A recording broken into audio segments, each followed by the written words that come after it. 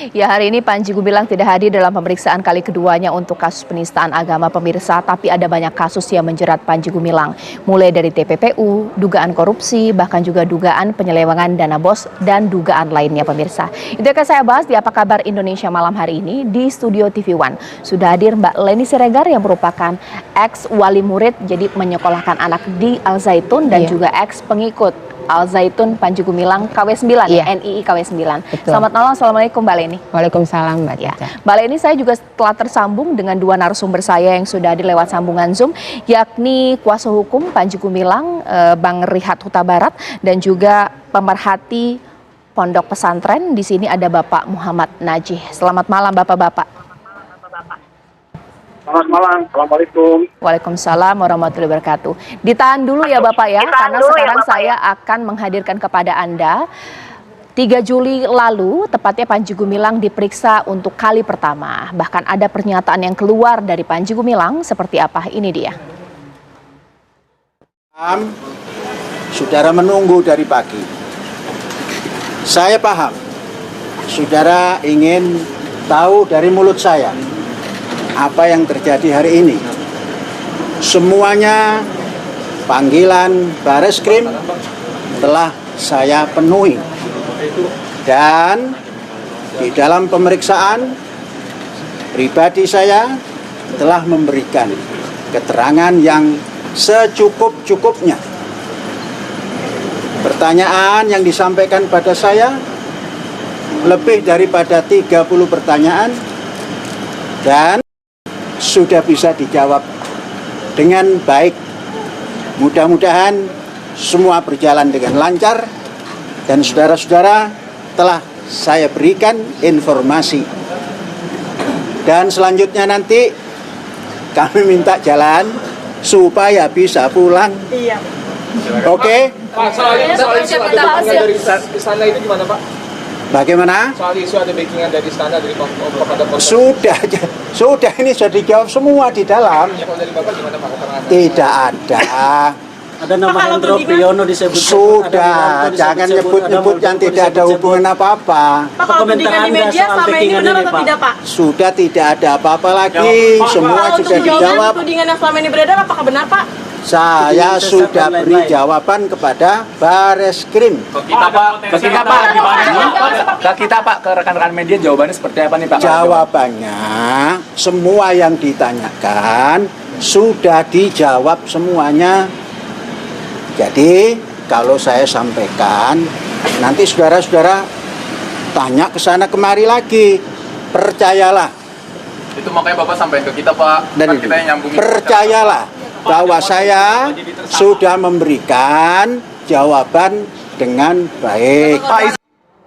Ya, gagah berani tanpa rasa takut, itu dia pernyataan yang dikeluarkan oleh Panji Gumilang pada pemeriksaan kali pertama. Nah, sekarang saya pertanyaan pertama langsung ke Bang Rihat Huta Barat yang merupakan ketua gerakan 1000 advokat pembela Ponpes Al Zaitun. Banyak ya Bang, 1000 orang advokat dikumpulkan. Mungkin saya mau nanya dulu Bang Rihat, hari ini klien Anda tidak hadir dalam pemeriksaan. Banyak masyarakat bertanya-tanya, kenapa tidak hadir? Takutkah atau bagaimana? Boleh dijawab.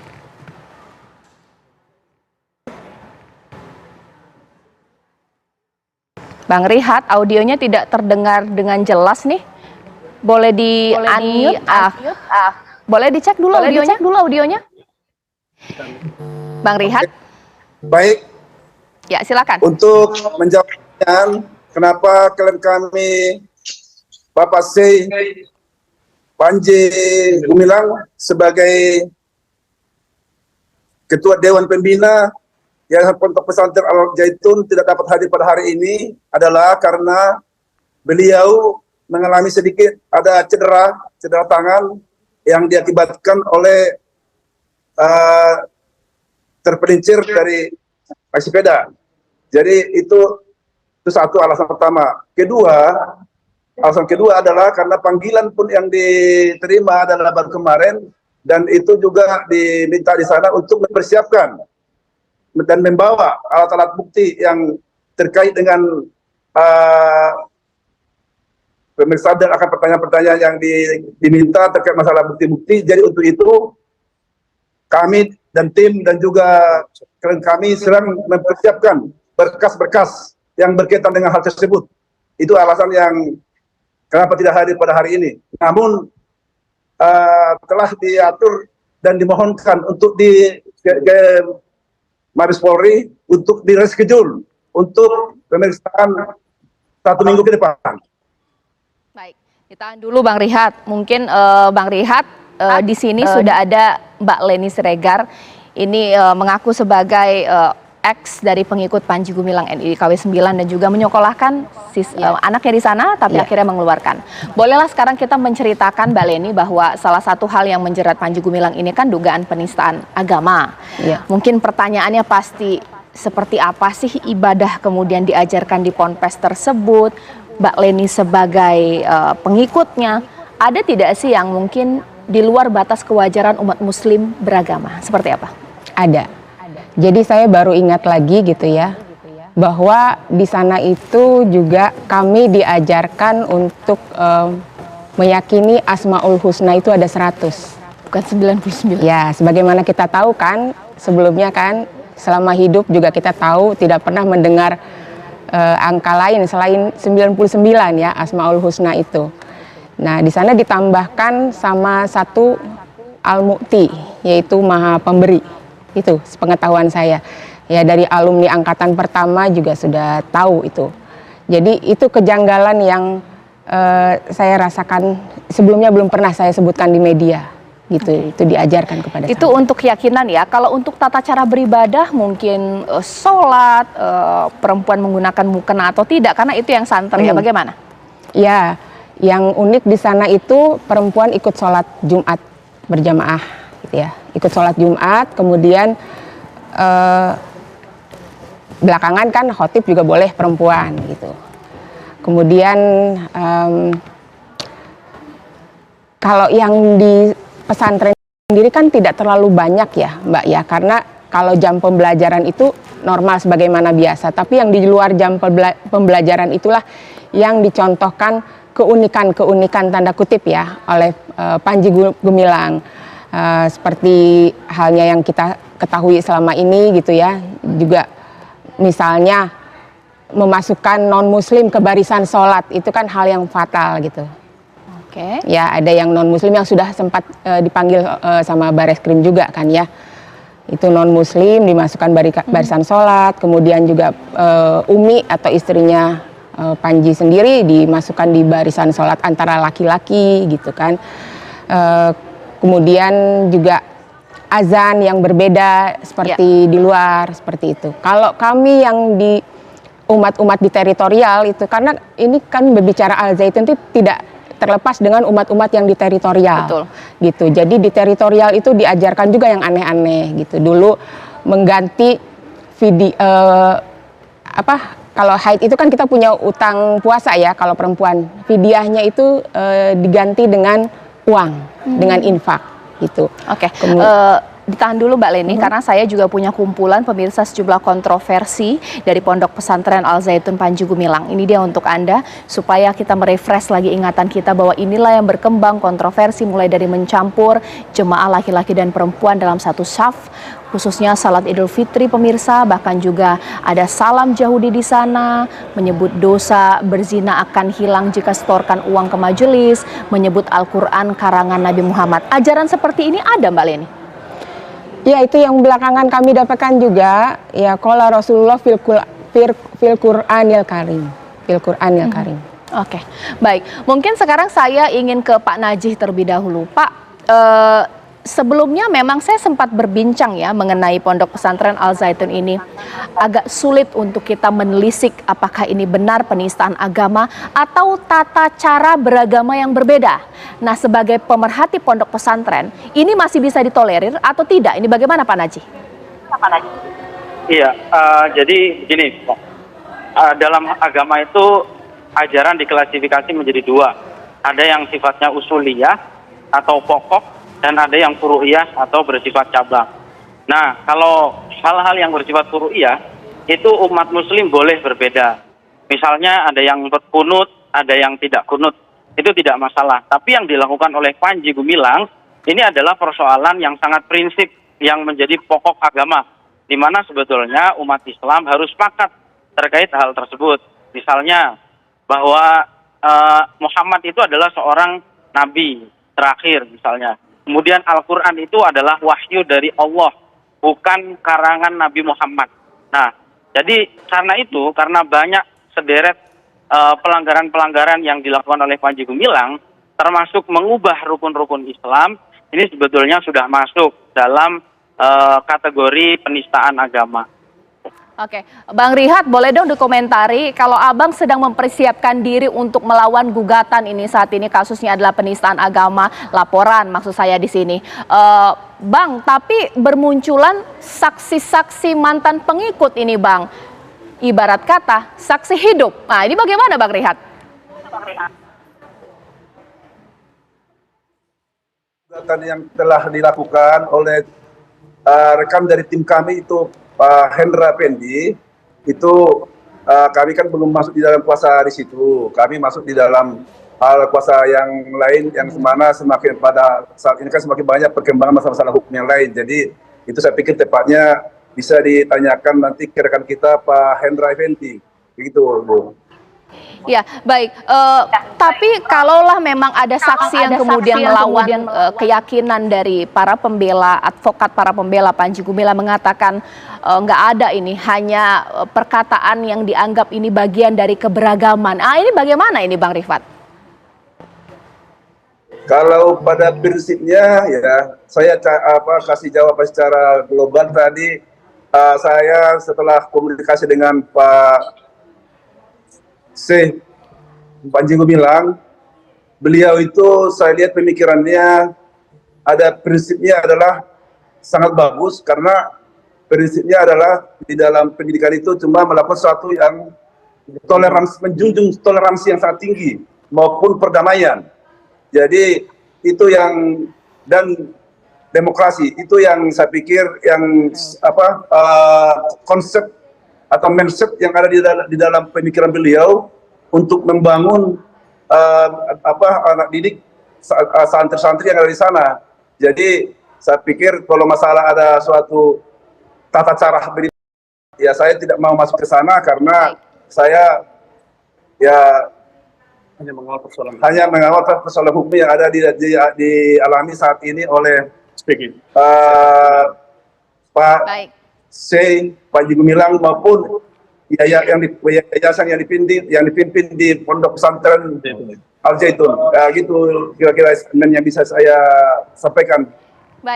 Baik, terima kasih Bang Rihat Huta Barat atas waktunya. Nanti saat lagi saya juga akan berbincang dengan Bang Pablo Benua yang merupakan pendukung Panji Gumilang, aktivis media sosial, dan juga bahkan mengatakan siap biayai operasional Pondok Pesantren Al Zaitun yang sekarang rekeningnya sudah dibukukan. Sesaat lagi ya di Apa Kabar Indonesia Malam.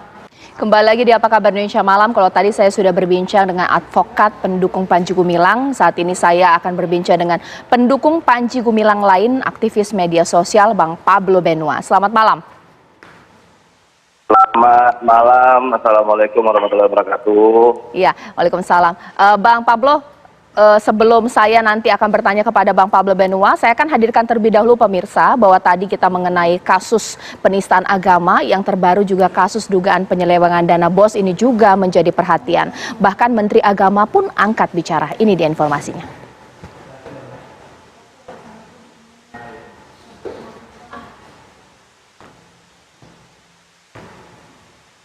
Penyelewengan dana BOS, Pak, Masih. dari Al Zaitun seperti apa, Pak? Ya kalau ada penyelewengan ya urusannya hukum. Ya, ada yang menarik dari perkataan Pablo Benua adalah bahwa ketika kasus ini sudah diarahkan kepada TPPU, korupsi dan penyelewengan dana BOS, pemirsa, kita tahu bahwa banyak sekali yang kemudian mendukung Panji Gumilang. Dan berikut ini pernyataan Panji Gumilang, saya hadirkan untuk Anda. Bantuan negara. Terima kasih kita ucapkan kepada negara Republik Indonesia telah membantu Al Zaitun untuk penyelenggaraan pendidikan.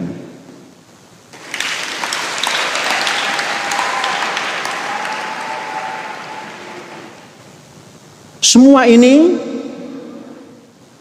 jumlah yang kita dapatkan dari negara itu jumlahnya 36,6% dari anggaran setahun. Luar biasa. Besar. Nah, sehingga kita agak longgar untuk mencari kekurangan yang 63,4% itu. Berapa 63,4%? Per bulannya hanya 6 M, 2 sekian lah. Itu cukup kita ketok pisang. Ya, besar juga ya biaya operasional untuk Pondok Pesantren Al Zaitun, pemirsa. Karena rekening sudah dibekukan, saat ini itu yang jadi problematika di Pondok Pesantren Al Zaitun. Tapi ada Bang Pablo Benua yang katanya siap membiayai dana operasional dari Pondok Pesantren Al Zaitun. Bang Pablo, kenapa sih tiba-tiba ini kemudian bersimpati mendukung Pondok Pesantren Al Zaitun di saat Ponpes ini dan Panji Gumilang banyak sekali kasusnya? TPPU, korupsi, penyelewengan dana BOS. Bang Pablo boleh jawab.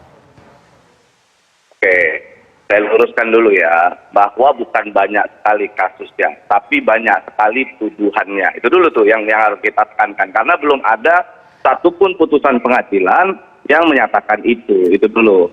Nah, kalau saya ditanya, kenapa saya mau membela, sebenarnya saya miris melihat banyaknya para santri yang datang kepada saya pada saat saya mengunjungi Ponpes Al Zaitun, di mana mereka itu menyampaikan kegelisahan mereka bahwa bisa nggak ini Bang, kalau kami lulus ini kira-kira legal nggak ini Bang, kira-kira kami ini bagaimana selanjutnya. Lalu ada juga alumni santri yang datang kepada saya terus bilang bahwasanya Bang, kami lamar kerja nggak diterima gara-gara kami ini lulusan Al Zaitun.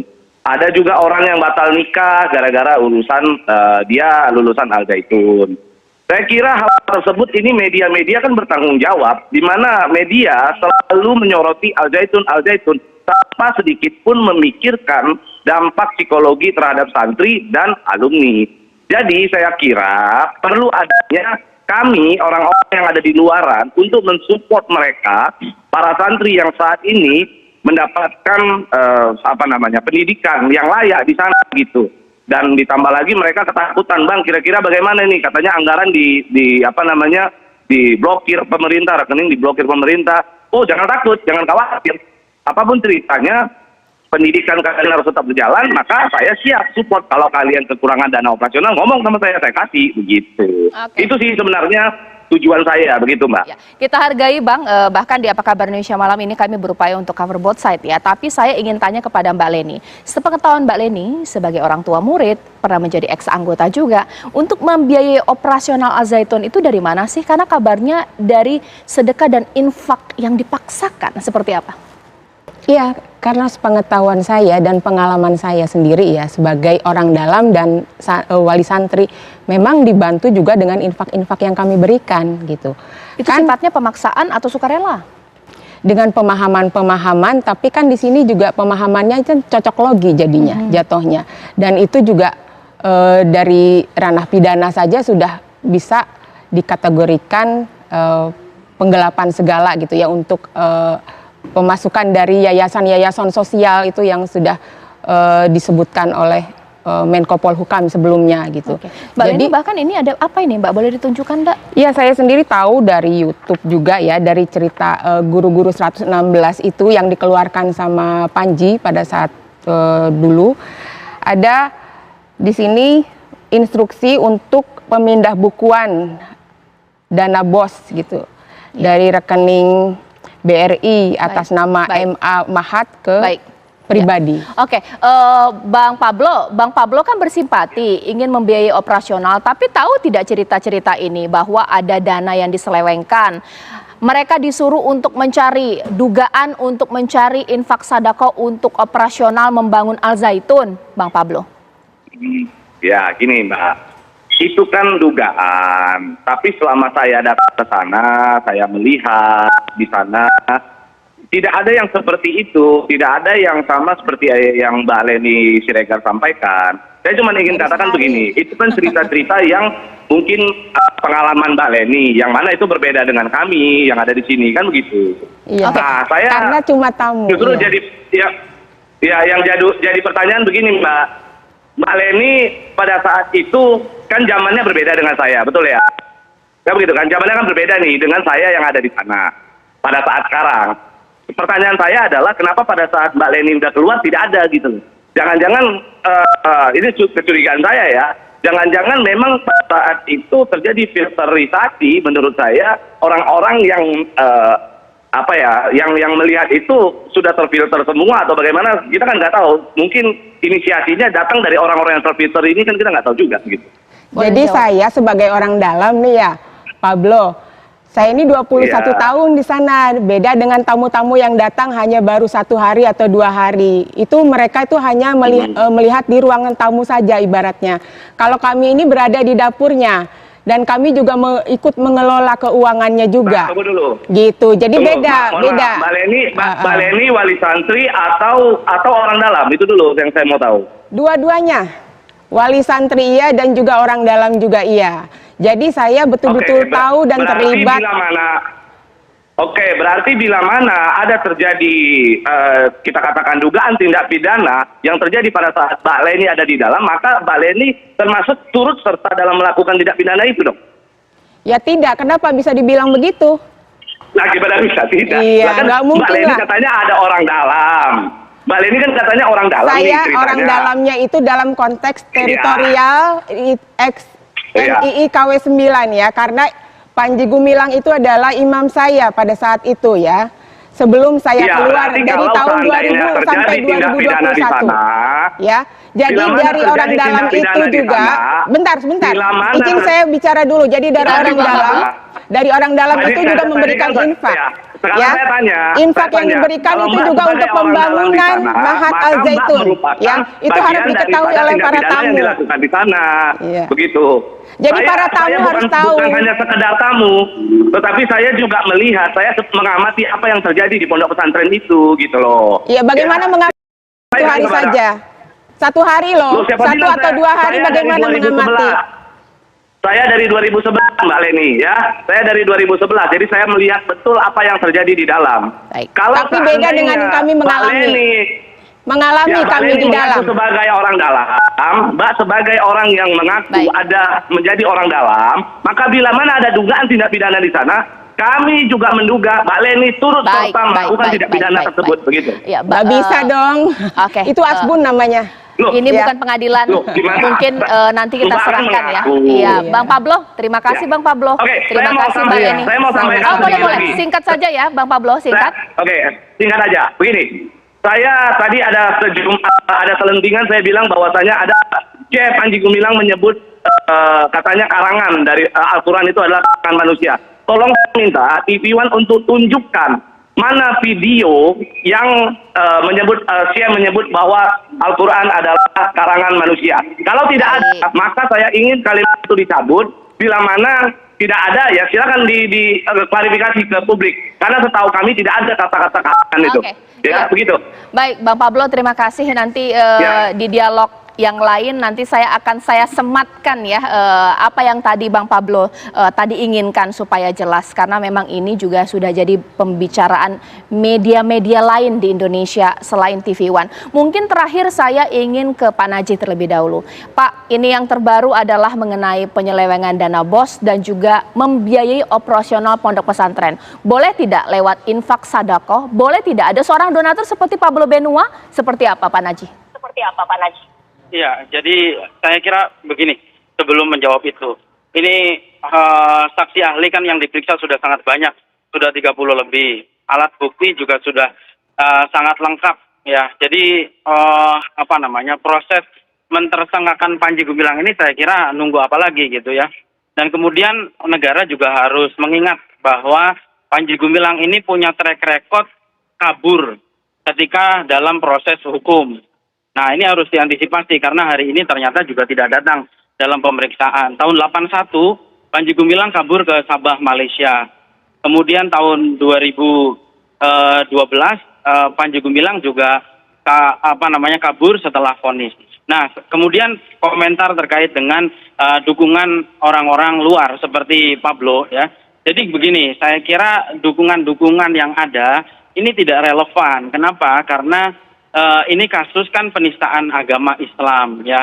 Tetapi kalau kita lihat dukungan-dukungan itu justru datang dari tokoh-tokoh komunis seperti anak DNID, kemudian dari tokoh Kristen dan juga dari tokoh Yahudi. Ini saya kira tidak relevan karena ini masalah menyangkut internal ajaran Islam gitu. Sehingga termasuk dukungan orang seperti Pablo yang kita tidak tahu motifnya apa ya. Sedangkan ini persoalan yang mestinya yang memberikan penjelasan itu adalah ulama yang punya kompetensi untuk berbicara masalah agama gitu. Dan pelanggaran penyelewengan Panji terkait zakat bukan hanya terkait dengan dana negara, tetapi juga dana-dana yang sifatnya itu adalah ajaran Islam seperti zakat, kemudian kirot dan seterusnya itu juga diselewengkan oleh Panji. Jadi saya kira negara nunggu apa lagi gitu untuk menindak Panji Gumilang gitu. Jangan sampai dia kabur duluan gitu. Ya, baik Pak Najih, terima kasih atas waktunya dan juga memberikan pandangannya.